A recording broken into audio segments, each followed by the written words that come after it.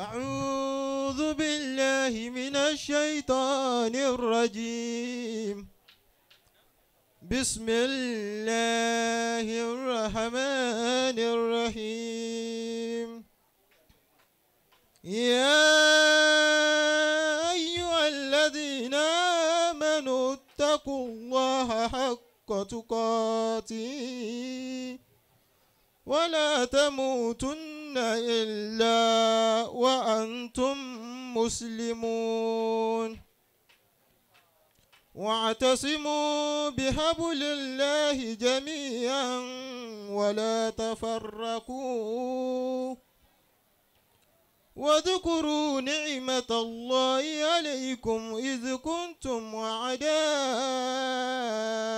فألف بين قلوبكم فأصبحتم بنعمته أخوانا وكنتم على شفا حفرة من النار فأنقذكم منها.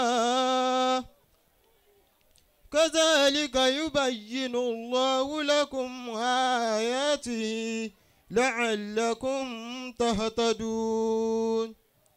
ولتكن منكم أمة يدعون إلى الخير ويأمرون بالمعروف وينهون عن المنكر وأولئك هم المفلحون. صدق الله العظيم. إبان قوم طلم لبليك زي الله أكبر. أفا محمد ما بوا أو كوراني يقوجو أيبي أكوني كوسين تولي نيجو بسي أيه داتو تايا القرآن ما شاء الله. ìgbà tá à ń ṣe tẹ̀fsíìrì lánàá ní ilé kí o tó dá wa lọ́hùn a bá wà débi wípé n tó lè yanjú ọ̀rọ̀ ayé èèyàn níbẹ̀rẹ̀ àti láàrin àti lópin tí ò ní yíwọ́ bí Kùránì ò sí